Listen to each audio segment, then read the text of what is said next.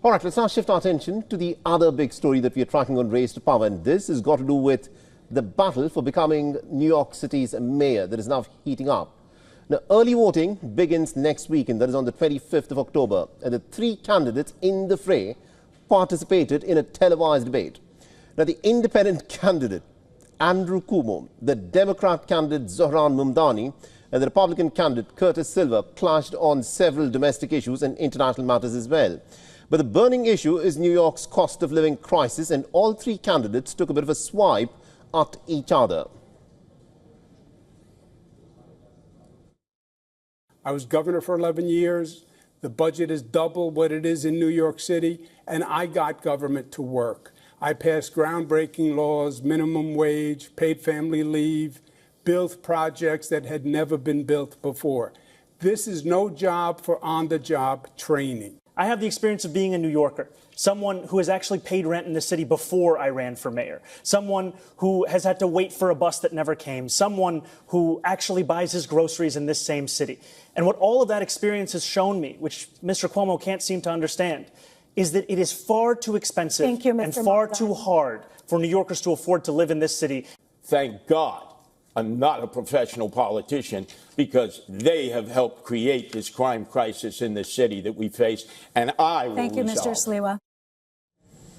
Now, there will be a second round of debate next week before voting opens. Several polls have put Mamdani to be in a comfortable position as the front runner, with a two-digit lead over his main political rival, that is Andrew Cuomo, who, believe it or not, is running again as an independent. All right, now joining us on the broadcast, we've got our correspondent Susan Tehrani, who's joining us live from New York. Susan, this has got to be the most high-profile mayoral election anywhere in the world. So the three candidates have had a debate. Tell us who's come out on top and what are the issues they were talking about.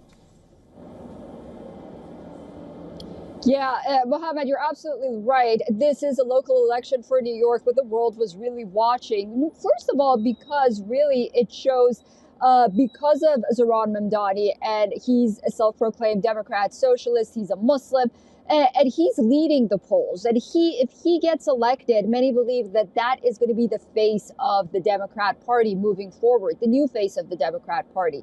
Now, we know Andrew Cuomo was a former Democrat. He's running as an independent now because of this election. But nonetheless, it appears that, as you mentioned, the issue of cost of living, housing, the Israel-Gaza conflict, and also moving forward, how New York plans to deal with ICE raids and President Trump's administration, those were all on the agenda.